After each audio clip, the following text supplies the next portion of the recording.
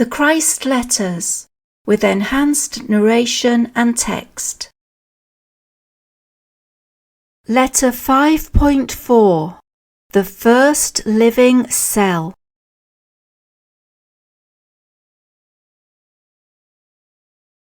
Science says that life began when, in some unexplained way, a correct combination of chemical reactions produced a molecule capable of making copies of itself by triggering further chemical reactions.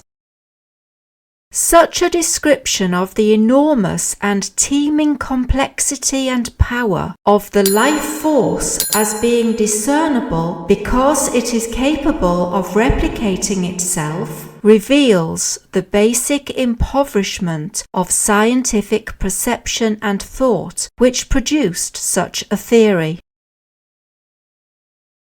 Furthermore, the suggestion that such a combination of inanimate chemicals could get together in a specific way, accidentally, to produce such an astounding result of self-replication remains unquestioned scientifically. This is because the finite human mind, even though scientific, cannot deal with such a strange eventuality of uninitiated self-replication. It is too suggestive of a magical occurrence, of some intervention from an unimaginable source which scientific men dare not contemplate for fear of ridicule. This sheep-like acquiescence is considered more scientific than producing inspired theories blocked by the materialistic laws science has established for itself. This block to future scientific progress will prevent science properly investigating the realm of mind and spirit, until some enlightened scientist defies convention and dares to cross the borderline between the seen and the unseen.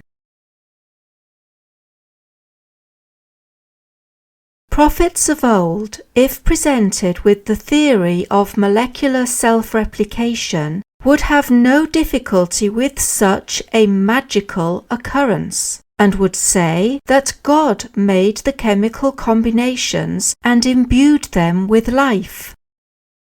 That would not be the right explanation either. It is this old religious concept of a God on high, creating from afar, which is blocking the man of science from moving forward to more spiritually aware reflections. Therefore, despite science's seeming emancipation from age-old doctrines, it is still as mentally bound and hindered by fears of ancient shibboleths as in the 19th century. It adopts its ridiculous theories because it has not yet perceived the reality of our source of being, behind and within the living molecule. Continuing its story of creation, science states that after the self-manufacture of living molecules capable of replicating themselves, they formed themselves into a living cell, so small it cannot be seen by the naked eye, which became the building block for all the multiplexity of living organisms, including plants, insects, reptiles, birds, animals, and man himself.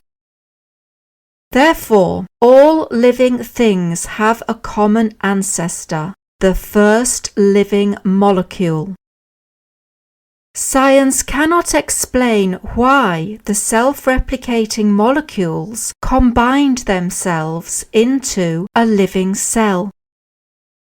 It remains a mystery to science to this day.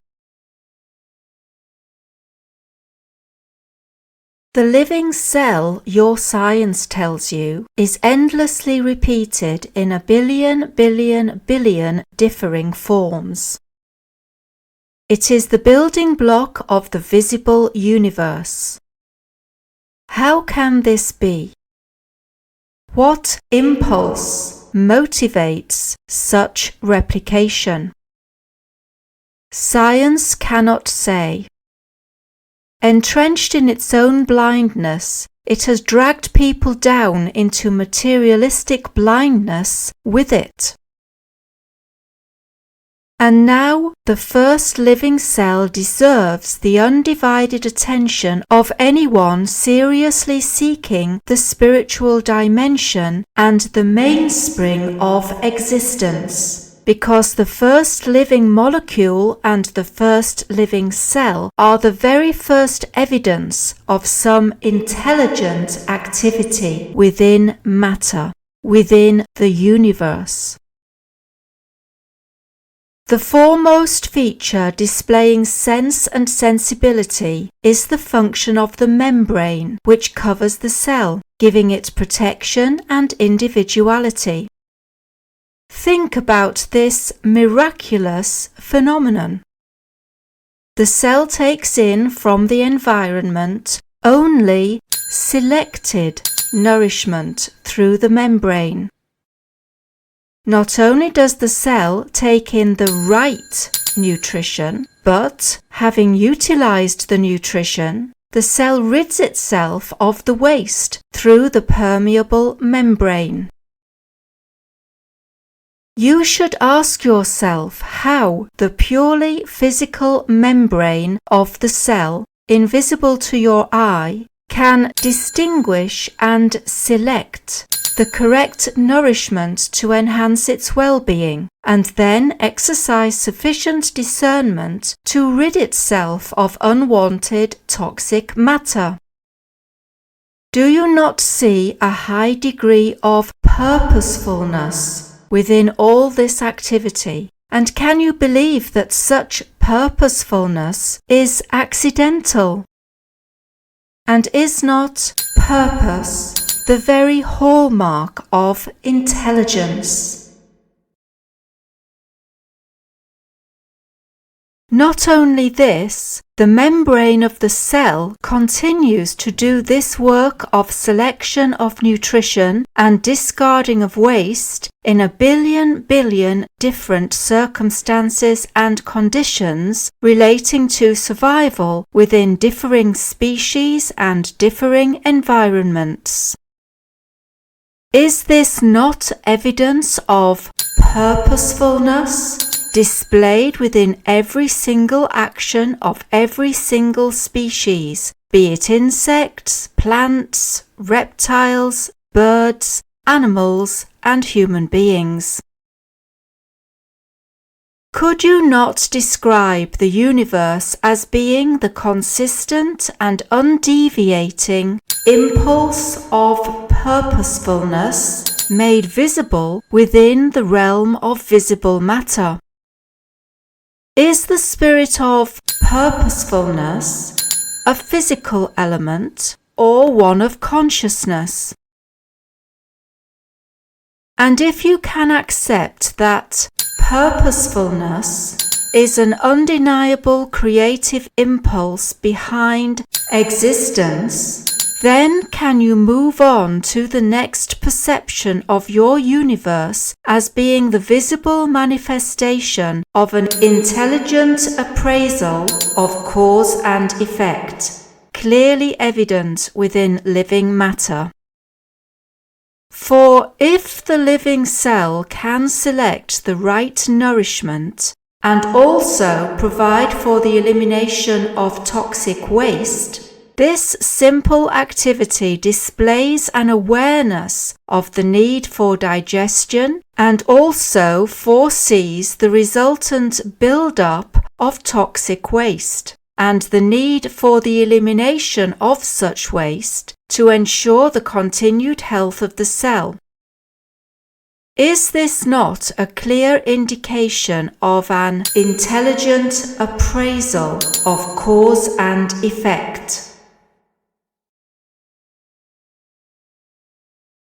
Furthermore, science says that the cell contains a nucleus, which might be likened to the brain of a human being, since it conveys messages and its most important function is the storage of information. The library, which contains not just the details relating to one cell, but of the whole body in which it resides. In fact, on investigation by science, it would appear that the cell itself is a system of chemical messages carried out in a purposeful, intelligent, and intelligible way. How could this happen if the origins of the cell's molecules were only inanimate chemical elements? Would you dispute that behind every messenger with a message to convey, there is intelligent thought or consciousness? And behold, how accurate are the messages transferred from cell to cell to ensure the accurate replication of certain species for millions of years. At what point in creation, then, did consciousness creep into living organisms? And how did intelligent thought, which weighs and decides, come into the field of unconscious, inanimate matter? Without inherent consciousness, how can so much informed and informing activity take place in a cell invisible to the living eye?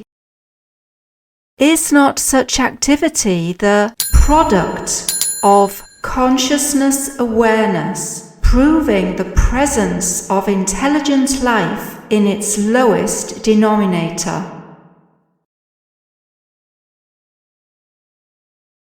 Furthermore, a single living cell in the form of a bacterium can move about on its own and live its own specialized, frequently exciting life within the environment, or as a virus doing its deadly specialized work of attacking specific targets within living organisms.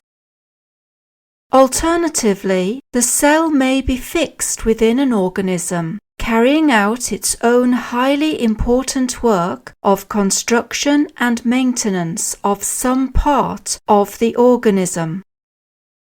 Such work produces living material exactly suited and necessary to the living organ on which it works, be it parts of the human body or of animal life, or plant, such as human toes and spleen, or animal fur and tusks, or fish scales and feathers of birds, or bark of tree and foliage on branches, or petals and stalk of flowers, or antennae of butterflies and their gauzy wings, the reptilian skin of crocodiles and their teeth, the eyes of squid and their skins, which change colour according to need of camouflage.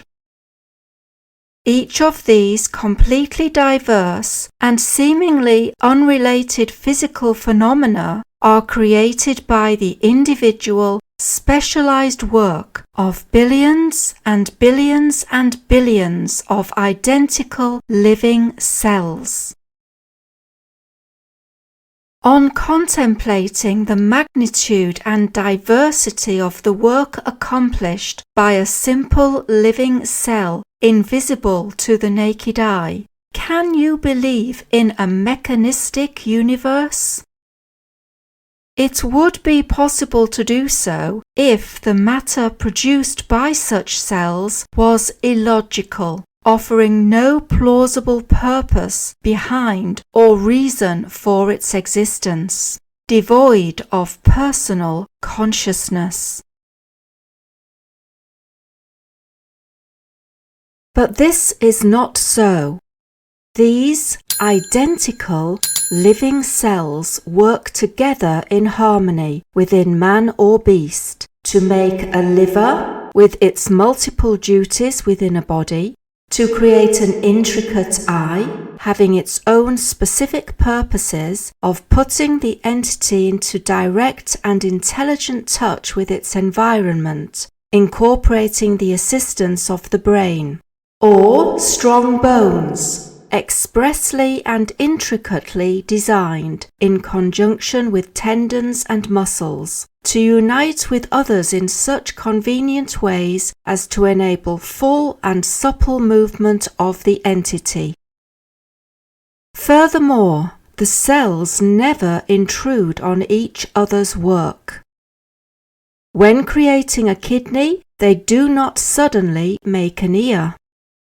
When creating hair, they do not suddenly launch into making skin.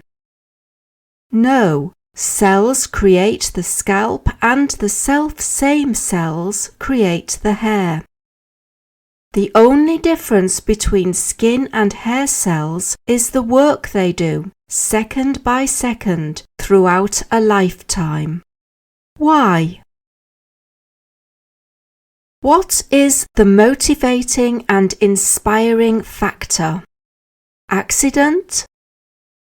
What organizing intelligence set the entire process of creation in motion from the most fundamental level of the formation of simple elements out of free electrical particles within space, the combining of elements to form chemicals, the correct combination of specific chemicals to form a living molecule, the correct combination of living molecules to make a living cell which can take in nutrition, excrete waste, build according to clear-cut specifications, move about, and sustain this enormous edifice of creation consistently through billions of years.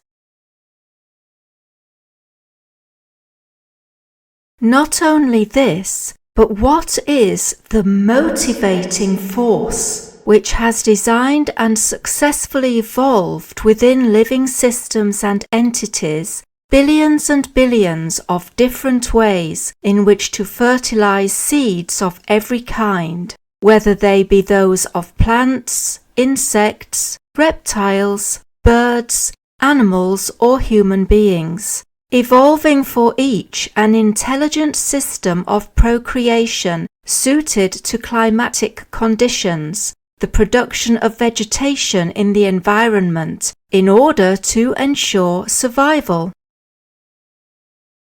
Is not survival also evidence of intelligent, purposeful activity? And having accomplished this great feat of creativity, should you not question how it is that every living species has its own individualistic way of rearing its young and protecting it as far as possible until the young are capable of survival on their own? Is this not love for creation active in its highest form? You cannot move on from this analysis of what the human intelligence has to say about the origins of life and creativity without mentioning the all-important molecules, DNA, which are said to carry the plan for the whole organism, plant or baby. Furthermore, these DNA molecules give the instructions to the cells, informing them they shall build according to the chromosomes deposited by the seed. Yes, indeed, in place of intelligence, science has given you the DNA molecules as your source of existence, your supreme leader, your director of creation upon which materialistic, flimsy cells, the whole of creation must depend for its survival. Behold the glorious DNA, Lord of your creation. From whence did the DNA cells draw their intelligent directional powers? Science is quite satisfied now that it has been able to satisfactorily explain why the various species of every kind replicate themselves so accurately and consistently. Science would have you believe that you live in a purely mechanistic universe, that the phenomenon of evolution arises out of chance mutations and the survival of the fittest. If you study the various organisms of creation, the multifold and differing activities of related species, can you truly believe in such an unlikely, materialistic concept?